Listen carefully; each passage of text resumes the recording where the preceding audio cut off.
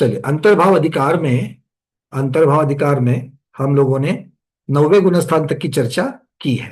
अब चलते हैं 10वें गुणस्थान की तरफ। 10वां गुणस्थान सूक्ष्म सांप्राय गुणस्थान। तो सूक्ष्म सांप्राय गुणस्थान में शू किए सारे गुणस्थान जो ऊपर के हैं वो संगी पंचेंद्रिय पर्याप्तक के ही होंगे, इसलिए जीव समास एक ही आएगा, संगी पंचेंद्रिय पर्याप्तक। छो पर्याप्त या दशो प्राण पाए जाएंगे। 10वें गुणस्थान में एक ही संज्ञा, परिग्रह संज्ञा पाई जाएगी, क्योंकि बाकी संज्ञाओं के कारण अब तक पूर्ण खत्म हो चुके हैं, क्षय को प्राप्त हो चुके हैं, इसलिए सिर्फ एक ही कार्यकारी रहेगी, परिग्रह संज्ञा। इसके आगे चलते हैं गति मार्गणा की अपेक्षा, चूंकि ये सब गुणस्थान मनुष्यों में ही होंगे, अपर्याप्तक अवस्था में नहीं होंगे, तो पर्याप्तक अवस्था की अपेक्षा मनुष्य गति में ही ये हमें 10वां गुणस्थान प्राप्त होगा। इंद्रियों की अपेक्षा पंचेंद्रियों में ही सिर्फ पाया जाएगा 10वां गुणस्थान, बाकी इंद्रियों वालों में नहीं होगा। काय मार्गणा की अपेक्षा से त्रस्कायों में ही पाया जाएगा 10वां गुणस्थान, बाकी किसी में पाया नहीं जाएगा। अब चलते हैं योग मार्गणा की अपेक्षा से। चलिए अर्चना दीदी, सबसे पहले बताइए योग मार्गणा। योग मार्गणा के कौन से वेद हमें 10वें गुणस्थान में प्राप्त होंगे?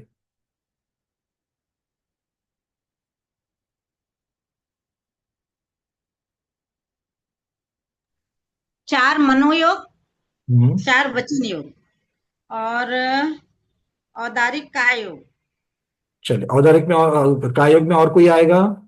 नहीं भैया, वैक्रियक नहीं आएगा, औदारिक मिश्र नहीं आएगा, कोई नहीं आएगा। अपर्याप्तक नहीं होते इसलिए कोई मिश्र योग नहीं आएगा। नहीं। देवनार्कियों में नहीं होता इसलिए वैक्रयिक योग नहीं आएगा।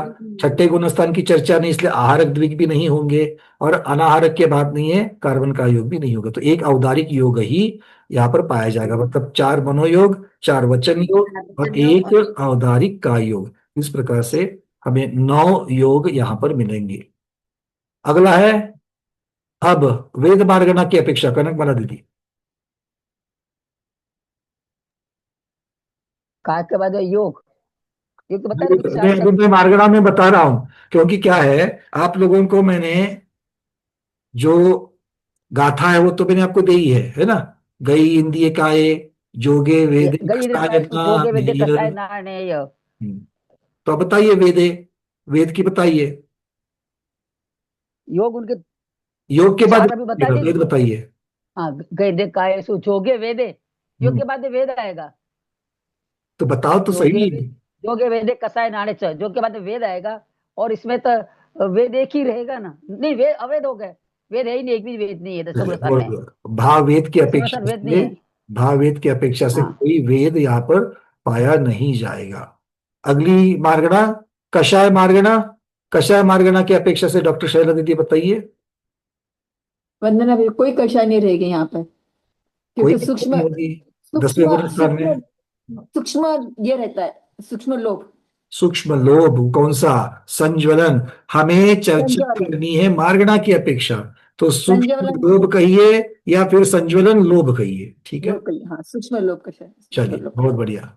अनुपमा दीदी, आगे संयम मार्ग, ज्ञान मार्गणा। ज्ञान मध्ये म्हणजे हे सगळेच घ्यायचे का? सुमती, सुश्रुत, अवधी ज्ञान, मनपरे ज्ञान. कौन से लेने हैं? ज्ञान मार्गणा के भेद है 8, उसमें से ये सम्यक हम्म. व्यक्ति का गुणस्थान है, इसीलिए केवल ज्ञान को छोड़ करके बाकी 4 ज्ञान ही यहाँ पर होंगे, ठीक है। चलिए, चेतना दीदी, संयम मार्गणा की अपेक्षा से बताइए।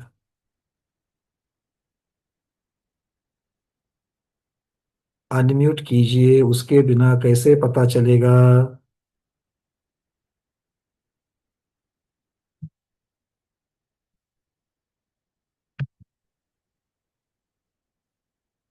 अनम्यूट अनम्यूट करिए, आपने हैंड रेस कर एक दिया। संयम, हम्म। सूक्ष्म सूक्ष्म संप्रदाय. सूक्ष्म सांप्राय संयम, एक ही संयम 10वें गुणस्थान में पाया जाएगा। सामायिक छेदोपस्थापना और परिहार विशुद्धि पीछे छूट जाएंगे, सिर्फ सूक्ष्म सांप्राय संयम ही यहाँ पर पाया जाएगा। चलिए शोभना दीदी, अगली मार्गणा अनम्यूट करिए। अगली मार्गणा है दर्शन मार्गणा। तो दर्शन मार्गणा में 10वें गुणस्थान में क्या क्या मिलेगा हमें? 3। चक्षु अचक्षु दर्शन हाँ, और चक्षु अवधि दर्शन। अवधि दर्शन भी प्राप्त होगा। बहुत बढ़िया। चक्षु अचक्षु और अवधि, ये 3 दर्शन पाए जाएंगे। चलिए महेंद्र कुमार जी, आगे लेशा मार्गणा। शुक्ल लेशा रहेगी।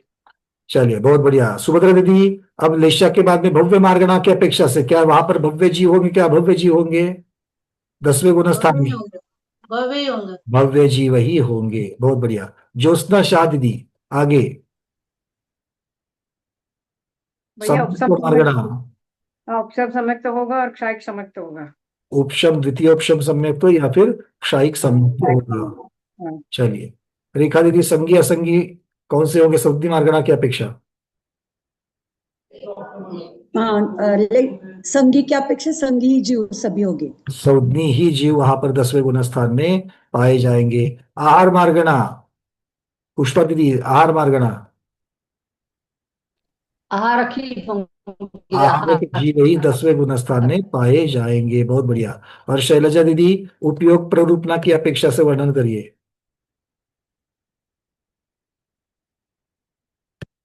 उपयोग प्ररूपना अनम्यूट करिए। हाँ, उपयोग में मति ज्ञानोपयोग, श्रुत ज्ञानोपयोग, अवधि ज्ञानोपयोग और चक्षु दर्शनोपयोग, अचक्षु दर्शनोपयोग और अवधि दर्शनोपयोग।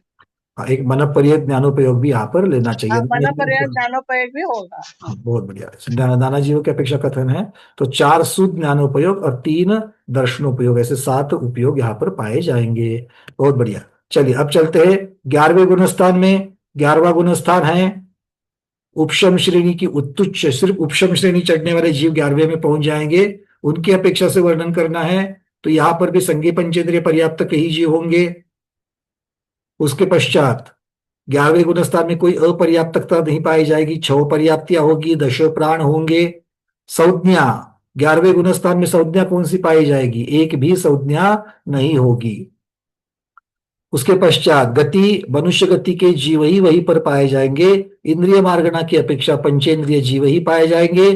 काय मार्गणा की अपेक्षा से त्रस जीव ही पाए जाएंगे। योग मार्गणा की अपेक्षा 11वां गुण स्थान, कहां तक आए थे हम लोग? शैलजा, सुमन दीदी।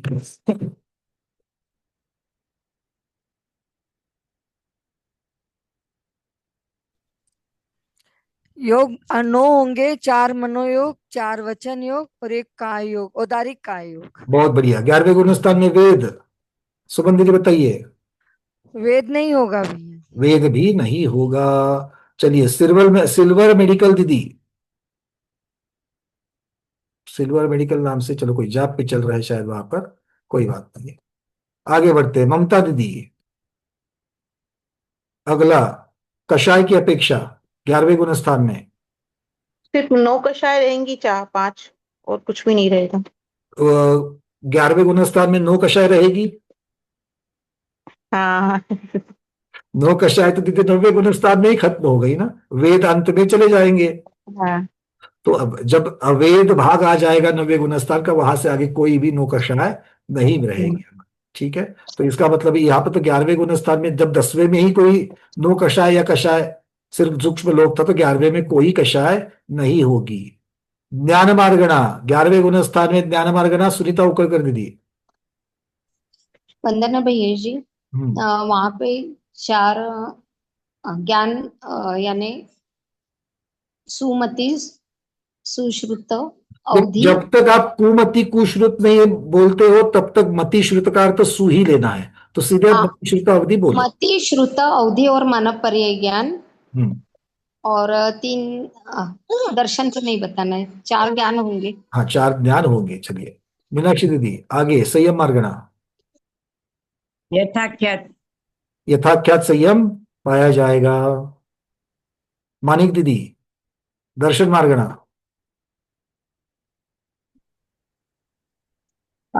चक्षु दर्शन, अचक्षु दर्शन, अवधि दर्शन।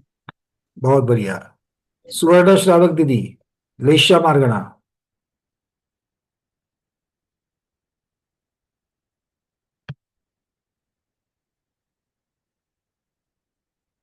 सुवर्ण शुक्ल लेशा रहेगी वहां पे। हाँ, शुक्ल लेशा रहेगी। चलो, आवाज नहीं आ रही। आ रही अच्छा। है, मिल गई।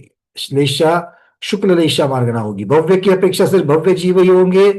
अब सम्यक्त्व की अपेक्षा, आगे कौन है सम्यक्त्व की अपेक्षा? अचल, नहीं, मानिक दोषी का हो गया ना, हो गया। अचला दोषी दे दिए। सम्यक्त्व मार्गना 11वें, आवाज आ रही है। हाँ आ रही है। 11वें गुणस्तर में क्या मिलेगा? सम्यक तो होगा क्या? औपशमिक सम्यक तो आणि शायिक सम्यक तो 11वें गुणस्तर में क्षयिक सम्यक तो होगा शायिक होगा। पक्का? बहुत सारे लोग तो ना बोल रहे हैं। औपशमिक आणि शायिक। जो लोग ना बोल रहे हैं, डॉक्टर शैला दीदी, क्या आप बोल सकते हैं कि क्यों नहीं बोल रहे हो ना? नहीं भैया जी, क्षायिक है तो ऊपर चढ़ेगा ना, 12वें में जाएगा। उपशम में तो 11वें से नीचे गिर जाएगा। और अगर क्षयिक सम्यक दृष्टि उपशम श्रेणी चढ़ रहा है तो भी फिर वो नीचे आएंगे। तो नीचे आएंगे, ठीक है, बट क्या 11वें में नहीं जाएंगे? 11वें जाएंगे ना। 11वें में जाएंगे तो उनका सम्यक तो कौन सा होगा? उपशम। कैसे? नहीं, क्षयिक अगर सम्यक दृष्टि क्षायिक, को, जो क्षयिक सम्यक दृष्टि है, उपशम श्रेणी चढ़ रहा है, क्या उसको उपशम सम्यक तो होगा? उपशम समेत होगा ना उसको। कैसे होगा? चौथे गुणित औपशमिक क्षायिक आणि रहा, शायिक। जब श्रेणी चढ़ा जो उपशम से चढ़ा है उन्होंने। देखो, जिस जीव ने ठीक है। क्षयिक सम्यक तो पाया है, अब उसको कोई सम्यक तो पाने की जरूरत है, नहीं, तो फिर वो उपशम सम्यक के साथ क्यों चलेगा?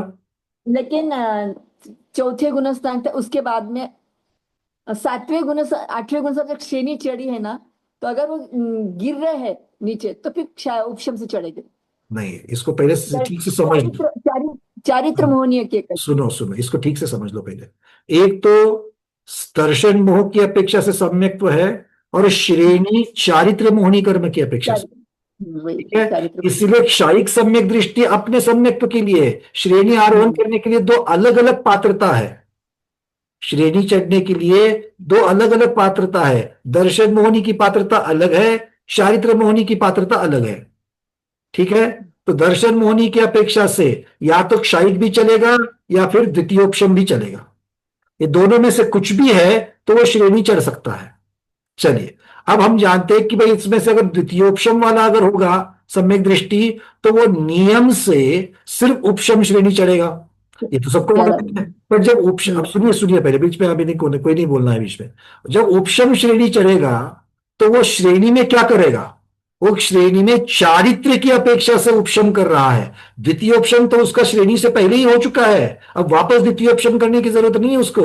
उस उपशम सम्यक्त्व के बल पर वो चारित्र का उपशम करते हुए आगे बढ़ेगा, 11वें गुण स्थान में पहुंचेगा। उपशम श्रेणी में चढ़ा हुआ जीव 11वें गुण स्थान में पहुंचता है, पक्का? ठीक है, ये एक रास्ता हो गया। दूसरा, अब सम्यक्त्व की अपेक्षा से क्षयिक सम्यक्त्व है, किंतु चारित्र की अपेक्षा से उस जीव में क्षयिक चारित्र पाने की क्षमता नहीं है, या फिर उसकी अगली आयु बंध चुकी है, या फिर उसके पास वज्र वृषभ नारा सहनन नहीं है, किंतु चारित्र की अपेक्षा से उसकी इतनी विशुद्धि तो हो चुकी है कि वो उनका उपशम कर सकता है। तो क्या करेगा? क्षयिक सम्यक्त्व के बलबूते पर वो उपशम श्रेणी चढ़ेगा। और उपशम श्रेणी जब चढ़ रहा है तो सम्यक्त्व कौन सा है उसका? चारित्र तो औपशमिक हो रहा है, किंतु सम्यक्त्व कौन सा है? क्षयिक ही है। उपशम श्रेणी चढ़ रहा है तो उसका चारित्र औपशमिक हो रहा है, सम्यक्त्व क्षयिक ही है, क्योंकि वो क्षयिक सम्यक्त्व की पात्रता पर चढ़ रहा है। एक बार जीव को क्षयिक सम्यक्त्व हो गया, उसको दूसरा सम्यक्त्व की कोई जरूरत नहीं, और ना ही कोई होगा। अच्छी तरीके से गांठ मार लेना इसको।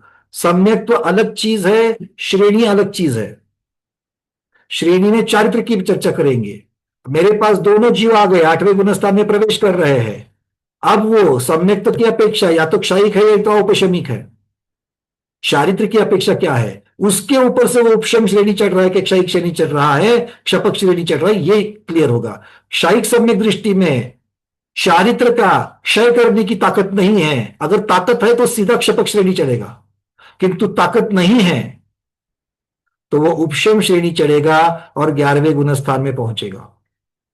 जब 11वें गुणस्थान में पहुंचेगा उसके पास दो चीजें हैं, औपशमिक चारित्र और क्षायिक सम्यक्त्व। क्योंकि उसके पास वो सम्यक्त्व की जो शिदोरी लेकर के चल रहा है वो क्षायिक ही है, वो कभी भी औपशमिक नहीं होगी। एक बार क्षायिक सम्यक्त्व प्राप्त हो जाए तीनों कालों में वो बदलेगा नहीं। क्लियर है सबको? औपशमिक सम्यक्त्व वाले के लिए श्रेणी एक ही, उपशम श्रेणी, ये तो सब समझते हैं। क्षायिक व सम्यक्त्व वाले को दो श्रेणियां हैं, या तो क्षपक या तो उपशम, किंतु श्रेणी हमेशा चारित्र की अपेक्षा से ही है। ठीक है? सम्यक्त्व में बदलाव नहीं होगा, जो सम्यक्त्व लेकर के चल रहे वही सम्यक्त्व रहेगा। जब चारित्र का उपशम कर रहे, चारित्र की 21 प्रकृति का या तो उपशम करेंगे या तो क्षय करेंगे।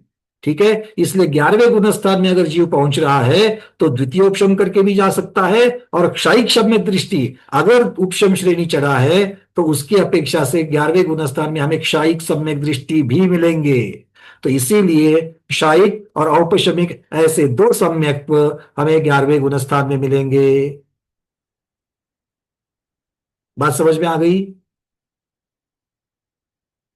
हाँ, अब आपके प्रश्न आएंगे, जैसे आप लोगों ने ये सारी बातें पहली बार सुनी है। चलिए पहली बार की अपेक्षा से चर्चा करते हैं। ठीक है? हाँ भैया, जो क्षायिक वाला उपशम श्रेणी चढ़ेगा तो उतरेगा तो मिथ्यात्व में कैसे जाएगा वो? अरे चर्चा ही नहीं है उसकी, यहाँ पर अभी 11वें गुणस्थान की चर्चा कर रहे हैं, तो क्यों मिथ्यात्व में लेके जा रही है उसको? नहीं, लेकिन वो नीचे गिरेगा क्षायिक सम्यक्त्व वाला तो उसके नीचे चौथे गुणस्थान से नीचे तो उतरेगा ही नहीं ना। क्यों जाएगा? क्यों जाएगा? और ये प्रश्न आपने पहले भी पूछ चुके दिया आपने हमें, लेकिन अभी मगज में नहीं आया है। वो मगज में इसलिए नहीं आ रहा कि आप निकाल रही नहीं हो दिमाग से प्रश्न। क्षायिक सम्यक दृष्टि तीनों कालों में चौथे से नीचे जाएगा, नहीं तो मिथ्यात्व की चर्चा ही नहीं है। तो क्षायिक वाला चढ़ेगा तो गिरेगा नीचे, अब क्या है? वापस एक मिनट, अब क्षायिक वाला वापस क्षायिक क्यों होगा? नहीं, जो क्षायिक वाला होगा वो चढ़ सकता है क्या? मेरी बात सुनो, क्षायिक सम्यक दृष्टि है, उपशम श्रेणी चढ़ा, उपशम श्रेणी चढ़ करके नीचे उतरा, वापस 7वें गुणस्थान में आ गया, वो क्षायिक ही है, महामुनि राज है, क्षायिक है। आ गई बात समझ में? क्लियर है? वो नीचे द्वितीयोपशम से नीचे उतरने की बात जो है, उपशम श्रेणी से जो नीचे गिरने की जो बात है, वो द्वितीयोपशम सम्यक दृष्टि के लिए है, क्षायिक सम्यक दृष्टि के लिए नहीं है। क्षायिक सम्यक दृष्टि क्यों नीचे गिरेगा? उसके पास नीचे गिरने का कारण ही नहीं है। यानी वो द्वितीयोपशम सम्यक्त्व करेगा तो कौन? क्षायिक वाला क्यों द्वितीयोपशम करेगा? जो द्वितीयोपशम के साथ चढ़ेगा वो हो सकता है गिर सकता है, हो सकता है। और यह वही बात, 99% नहीं गिरेंगे, 1% गिरता है, उसकी अपेक्षा से एक चीज महाराज जी ने लिख के रखी है, सब लोग उसको ही पकड़ करके बैठे हैं। मैंने बहुत बार आप लोगों को बताया है, श्रेणी आरोहण करने वाले कितने बहुत बड़े महामुनि राज होंगे, क्या इतना इजी है उनको नीचे गिरना? समझ लो कि उन्होंने अगर ऐसी अनंतानुबंधी बांधी है, ऐसी मिथ्यात्व प्रकृति अगर बांधी है, जिसके उदय की वजह से वो मिथ्यात्व में भी आ सकते, बट वो द्वितीयोपशम वाले आएंगे, क्षायिक वाले नहीं आएंगे। तो विश्व योजना करके उपशम श्रेणी चढ़ सकता है क्या? क्यों नहीं चढ़ेगा? द्वितीयोपशम वाला क्षायिक की चर्चा ही नहीं है। क्षायिक दृष्टि ने जब क्षायिक सम्यक्त्व पाया, देखो दो चीजों को आपको हमेशा अलग रखना है। क्षायिक सम्यक्त्व को पाना, अब आप मुझे बताइए, श्रेणी के राजा ने क्षायिक सम्यक्त्व कब पाया? मनुष्य पर्याय में। आयु पूर्ण करी, अब जाकर के वहां पर नरक में है 84,000 वर्ष तक, वहां से निकल करके मनुष्य में आएंगे, मनुष्य के साथ रहेंगे, और श्रेणी जब आरोहण करनी है, श्रेणी जब आरोहण करनी है तब उनके लिए श्रेणी की चर्चा आएगी। और तब भी क्या उनको अनंतानुबंधी की भी संयोजना करने की जरूरत है क्या? वो तो वो कर चुके हैं। इसलिए क्षायिक सम्यक्त्व को पाने की चर्चा में जिन्होंने अनंतानुबंधी की भी संयोजना पहले से कर चुकी है, उनको आगे में उसकी फिर से भी संयोजना करने का कोई कारण ही नहीं बचता, इसलिए वो करते ही नहीं है, वो सीधे चलेंगे। ठीक है? ये बात को समझ लेना है। चलिए, ऐसे प्रश्न आप लोग बाद में अंत में करते हो हमारे गुरुओं के सामने, और फिर हमें ऐसे कान खींचे जाते हैं। क्या पढ़ा है आप लोगों ने? लोगों को इतना भी नहीं मालूम है। और मैं क्या मैं मेरा ये बैठ जाता है बताते बताते। महाराज जी इसके ऊपर कम से कम 100 बार चर्चा हो चुकी है। अरे हाया ना, नहीं हुई चर्चा? हुई है, अच्छी तरीके से हुई कि नहीं हुई है? फिर भी ऐसे ही प्रश्न पूछोगे आप लोग। चलो और तो, अरे बहुत सारे लोगों के हाथ ऊपर थे। ये बात क्लियर हो गई कि नहीं? मुझे ये इंपॉर्टेंट है, आप कभी भी प्रश्न पूछो, मुझे वो प्रॉब्लम नहीं है, पर ये बात क्लियर है कि नहीं है? अच्छी तरीके से दो अलग रास्ते हैं, एक सम्यक्त्व का रास्ता, एक चारित्र श्रेणी का। श्रेणी का अर्थ है चारित्र, श्रेणी का अर्थ है चारित्र, ठीक है। और श्रेणी के पहले, 8वें गुणस्थान के पहले आपको जो पात्रता है, या तो क्षायिक सम्यक्त्व की या तो द्वितीयोपशम सम्यक्त्व की, वही पहले पूर्व तैयारी में हमने बताया था। श्रेणी युद्ध है, उसकी तैयारी नीचे 7वें गुणस्थान में हो रही है। तो 7वें गुणस्थान में आपको पहले फिक्स करना है एंट्रेंस एग्जाम। 7वें गुणस्थान में एंट्रेंस एग्जाम देकर के पहले वहां पर पात्र होना है। क्या पात्रता है? या तो क्षायिक बनो या तो द्वितीयोपशम करो, ठीक है। जो द्वितीयोपशम करके ऊपर चढ़ करके नीचे आएंगे वो फिर से क्षायोपशमिक बन सकते हैं। जो क्षायिक है, उपशम श्रेणी चढ़ करके नीचे आते हैं, उनके सम्यक्त्व में तीनों कालों में बदलाव नहीं होगा, वो क्षायिक के क्षायिक ही रहेंगे। 8वें में, 9वें में, 10वें में और 11वें में सब जगह क्षायिक रहेंगे। उत्तर तो क्षायिक रहेंगे, आगे मोक्ष जाने तक क्षायिक ही रहेंगे। क्लियर है? हाँ, द्वितीयोपशम वाला हो सकता है कि नीचे उतर जाए, ठीक है। चलिए अर्चना दीदी आपका प्रश्न, फिर अरविंद जी। भैया एक चीज मेरे को थोड़ा सा है कि जो द्वितीय उपशम वाला है 11वें तक चढ़ेगा, और मतलब यदि नहीं गिरा तो पहुंच गया सीधे स्वर्गों में। नहीं, एक मिनट, एक यहां पर आचार्य भगवान कहते हैं, सुनिए, 11वें गुणस्थान का काल कितना है? अंतर्मुहूर्त। मतलब अंतर मुहूर्त के पश्चात आपको 11वां गुणस्थान छोड़ना ही है। तो आचार्य भगवान हेमचंद्र महाराज कहते हैं 11वें गुणस्थान को छोड़ने के 2 कारण हो सकते हैं, एक काल की पूर्ति या तो दूसरा आयु की पूर्ति। 11वें गुणस्थान का काल खत्म होने से पहले आयु पूर्ण हो जाए तो 11वें गुणस्थान में मरण करके सर्वासिद्धि जाएंगे। अगर 11वें गुणस्थान में आयु पूर्ण नहीं होती है तो 11वें गुणस्थान का समय अंतर्मुहूर्त जो भी है वो पूर्ण करने के बाद नियम से 10वें में आएंगे।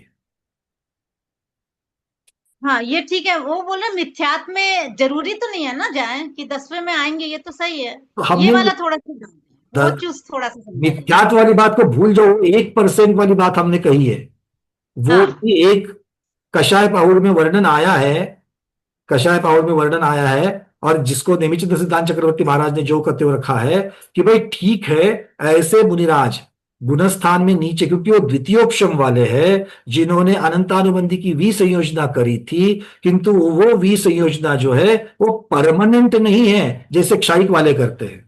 क्यों? क्योंकि क्षायिक वालों को वो वापस संयोजना होने के लिए, संयोजना मतलब जो आपने द्रव्य जो पूरा का पूरा बंटवा दिया है वो वापस लाने का कोई कारण क्षायिक वालों के पास नहीं है, बट उपशम वाले के पास में हो सकता है। क्या हो सकता है? उसने जो मिथ्यात्व प्रकृति को दबाया था, उसने नष्ट नहीं किया था। अगर वो मिथ्यात्व प्रकृति अगर उदय में आती है तो फिर वो नीचे उतर सकते हैं।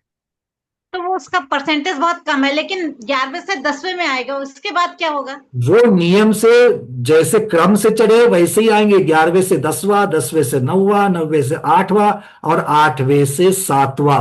ये नियम, अगर आयु पूर्ति नहीं हो रही है बीच में तो ये उपशम श्रेणी चढ़ करके 7वें में पक्का आएंगे। आगे गिरना है, आगे गिरना है कि गिरना है कि नहीं गिरना है आगे। नहीं ये नहीं पता था मुझे कि टर्म वाइज नीचे उतरेंगे। मुझे तो यही पता था कि अभी तक सीधे मिथ्यात्व में जाएंगे। ये मेरा बहुत बड़ा क्लियर हुआ। नहीं, बिल्कुल मिथ्यात्व में जाएंगे ऐसे थोड़ी सी शक्यता है, बहुत थोड़ी सी शक्यता है, ज्यादातर नहीं जाएंगे, बहुभाग नहीं जाएंगे। ठीक है, इसीलिए मेरा क्लियर हो गया अब। चलिए बहुत बढ़िया। अरविंद जी, ये क्लियर हुआ है ये लो आप कहते हो, मैं तो तब मानूंगा जब, और मुझे आजकल क्या हो रहा है ना, इतनी बार वो क्वेश्चन आता है, याद रहता है इसने यही प्रश्न पूछा था, ठीक है ना। इसलिए मैं हमेशा कहता हूं कि चीजों को क्लियर करो। आप जितनी बार चाहिए उतना पूछो, बट अच्छी तरीके से उसको ग्रहण कर लो। हाँ बोलो दीदी, हेमांगी दीदी। वंदना भैया जी। हाँ अरविंद जी बोलिए, उसके बाद हेमांगी दीदी। एक जो क्षायिक वाला है तो उसको उपसम से मतलब चारित्र में ऐसा कैसा प्रॉब्लम होता है? अगर शक्ति नहीं है तो उपसम में चढ़ना, और एक बार चारित्र मतलब देखो क्षायिक हो गया। विशुद्धि जो है ना, विशुद्धि जो है ना, वो विशुद्धि दो प्रकार की होती है। या तो आप शत्रु का पूरा पड़ाव कर लो, उसको मार दो, नहीं तो शत्रु को भगा दो, शत्रु को भगा दो। अगर शत्रु भाग रहा है तो शत्रु वापस आने का चांस है। उपशम वाले में क्या होता है, वो थोड़ी देर भागता है, और शत्रु कौन है, श्रेणी में शत्रु हमेशा चारित्र मोहनीय कर्म है। शत्रु हमेशा चारित्र मोहनीय कर्म है। और जो उपशम श्रेणी चढ़ रहे द्वितीयोपशम वाले जो है, वो द्वितीयोपशम वाले को प्रॉब्लम ये है कि वो सिर्फ उनको भगा रहे हैं, वो उपशम कर पा रहे हैं, इसलिए उनका समय पूर्ण होते वापस आएंगे। और क्षपक वाले उसका समूल नाश कर रहे हैं, नाश करने के बाद जाएंगे कैसे वापस। किंतु श्रेणी में किसकी चर्चा है, श्रेणी में शत्रु कौन है, सम्यक्त्व नहीं है। श्रेणी में सम्यक्त्व शत्रु नहीं है, श्रेणी में चारित्र शत्रु है। चारित्र मोहनीय कर्म, चारित्र नहीं कहना चाहिए, चारित्र मोहनीय कर्म। ठीक है, क्लियर है ये? चलिए हेमांगी दीदी। हाँ वंदना भैया। भैया द्वितीयोपशम जो है मतलब जो श्रेणी चढ़ते हैं उसमें या तो क्षायिक वाले चढ़ सकते हैं श्रेणी, या तो जो क्षायोपशमिक वाले भी श्रेणी चढ़ सकते हैं द्वितीयोपशम में। वो द्वितीयोपशम करके चढ़ेंगे तो क्षायोपशमिक सम्यक्त के साथ सातवें के ऊपर नहीं चढ़ सकते। तो क्षायोपशमिक वाले को दो चांसेस है, या तो क्षायिक बन करके ऊपर चढ़े या द्वितीयोपशम करके ऊपर चढ़े। तो सातवें गुण स्थान में अगर क्षायोपशमिक है तो फिर वो द्वितीयोपशम से ही चढ़ेंगे ना, फिर वो क्षायिक बन करके भी चढ़ सकते हैं।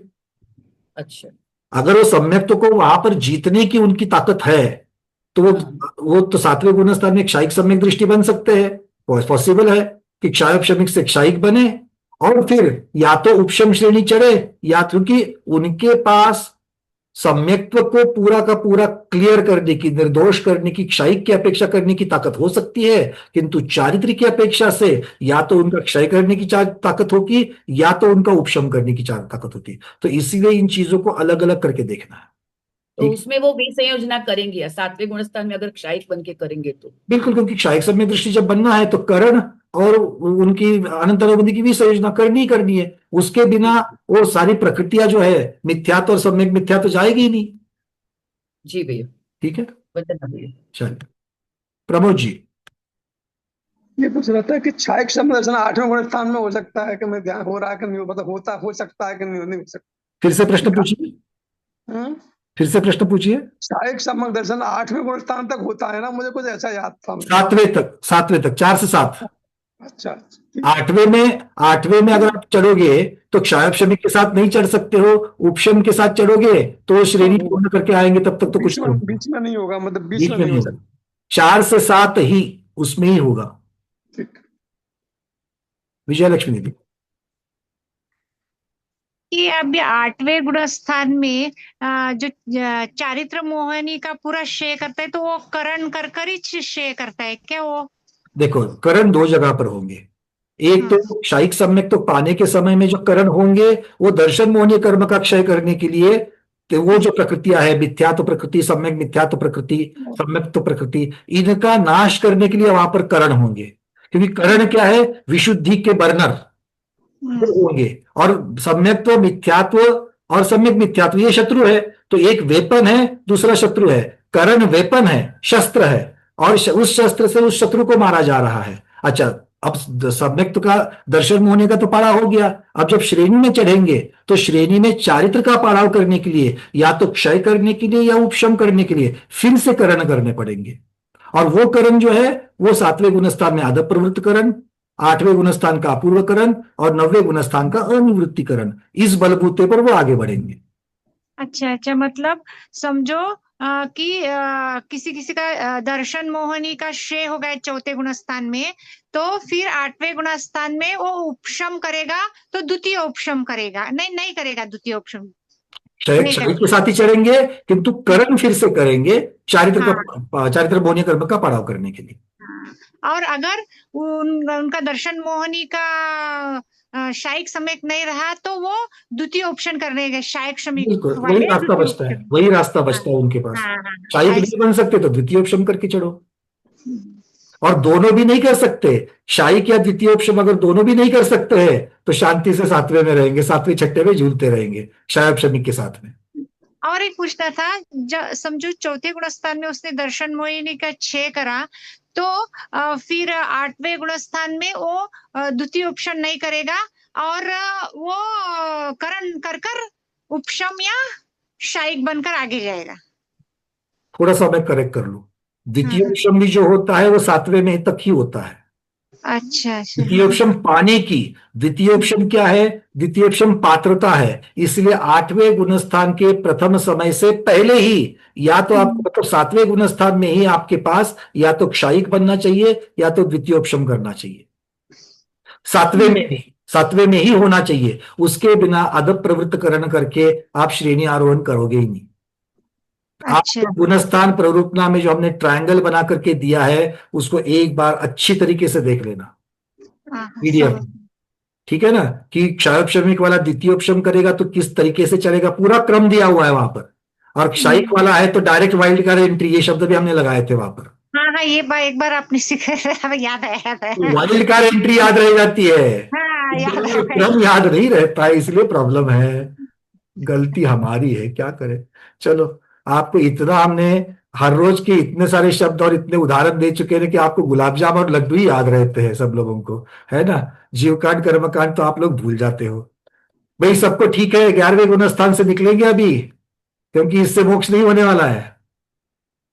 चलिए, अब 11वां गुणस्थान हो गया पूरा।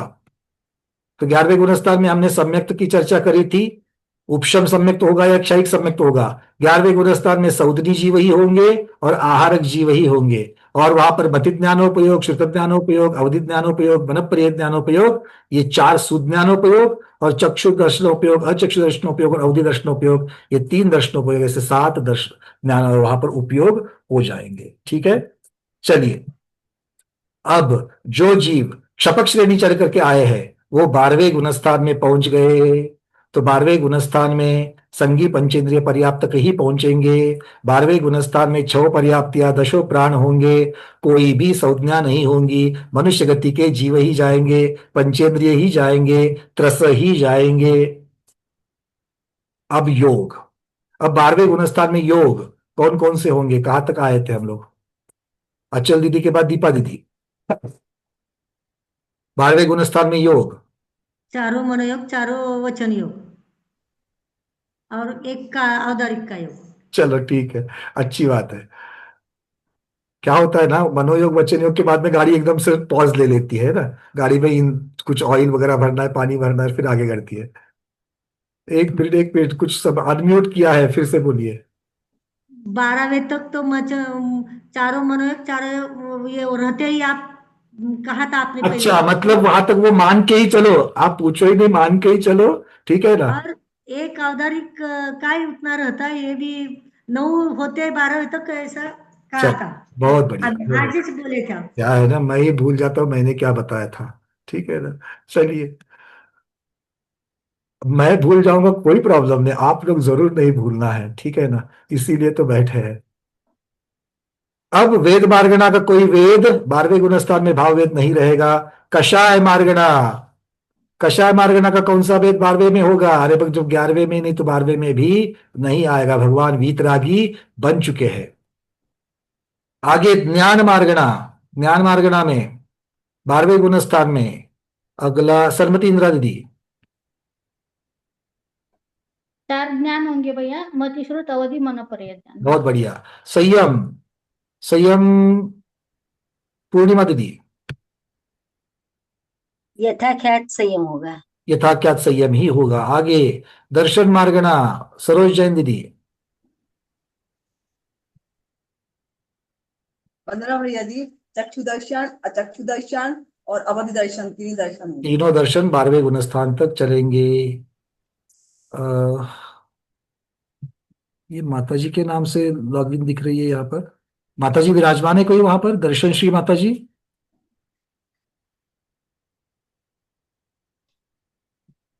माता जी है तो हम सबकी स्वाध्याय, सभी स्वाध्यायों की वंदना वंदामी स्वीकार करिए माता जी। वंदामी वंदामी वंदामी माता जी। चलिए आगे बढ़ते हैं। सुनीता जैन दीदी, सुनीता जैन दीदी, अब अगली मार्गणा कौन सी मार्गणा? लेश्या मार्गणा, बताइए। एक शुक्ल एक चढ़ाई। एक शुक्ल लेश्या ही होगी। अनिता पहाड़ दीदी आगे।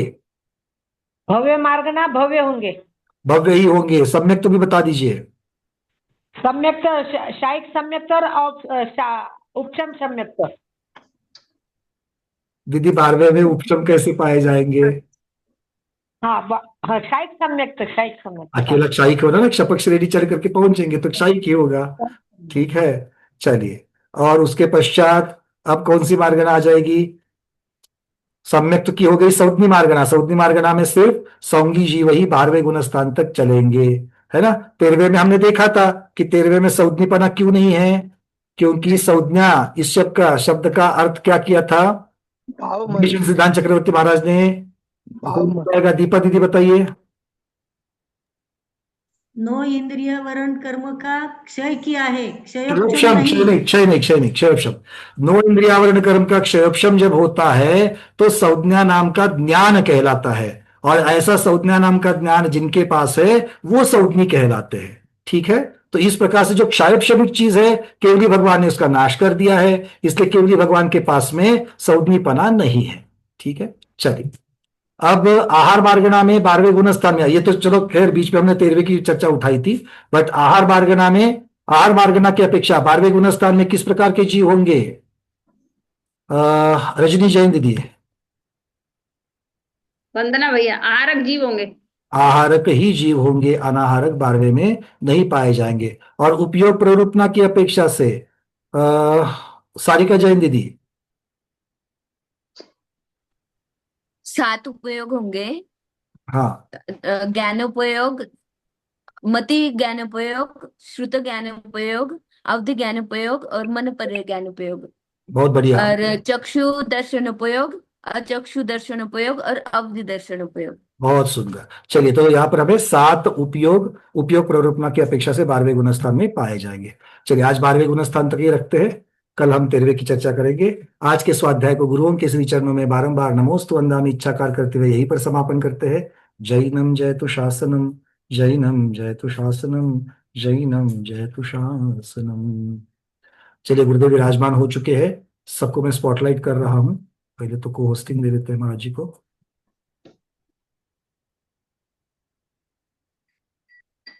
जय हो प्रज्ञा श्रवण मुनि श्री अमित सागर जी महामुनिराज की जय। नमोस्तु नमोस्तु नमोस्तु भगवान।